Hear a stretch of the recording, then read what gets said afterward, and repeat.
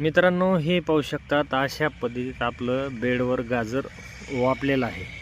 आणि तुम्ही हे पाहू शकता, हे पहा असं ह्याच्यामधलं अंतर आहे गाजरामधलं. नमस्कार मित्रांनो, आज आपण गाजर टाकलेले आहेत बेडवर. हे अशा पद्धतीने तुम्ही पाहू शकतात. ह्या बेडचा आणि ह्या बेडचं अंतर 4.5 फूट आहे. आणि ह्याला पाणी द्यायला आपण स्प्रिंकलर चालू केलेलं आहे. अशा पद्धतीने आपण बेडवर गाजर लावलेला आहे. आज अशा पद्धतीने आपण हे तुम्ही पाहू शकता, हे छोटं छोटं दिसतं आहे ते बी आपण टाकून घेतलेलं आहे.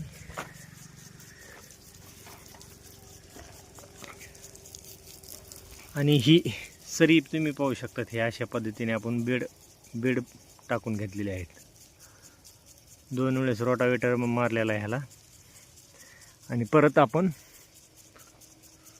असे बेड टाकलेले आहेत. आणि ह्या बेडवर आपल्याला गाजर टाकलेला आहे. मित्रांनो, आता हे गाजर उगवल्याच्या नंतर ह्याच्या व्हिडिओ मी काढणार आहे, ह्याच्यामध्येच ॲड करणार आहे कसे वापलेत काय. अशा पद्धतीत आपलं गाजर बेडवर वापून आलेलं आहे. मी काय जास्त केलं नाही, मी अर्धा एकरच केलेला आहे.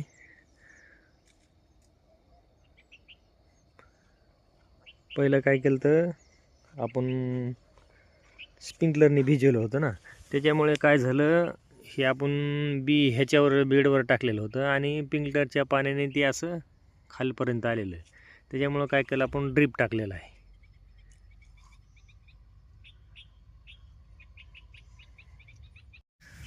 मित्रांनो, हे पाहू शकतात अशा पद्धतीत आपलं बेडवर गाजर वापलेलं आहे.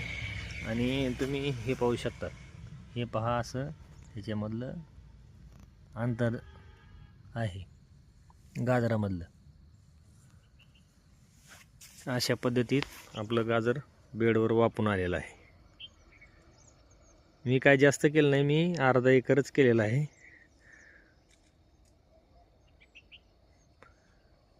पहिलं काय केलं तर आपण स्प्रिंकलरने भिजवलं होतं ना, त्याच्यामुळे काय झालं, हे आपण बी ह्याच्यावर बेडवर टाकलेलं होतं आणि स्प्रिंकलरच्या पाण्याने ते असं खालपर्यंत आलेलं आहे. त्याच्यामुळं काय केलं, आपण ड्रीप टाकलेलं आहे.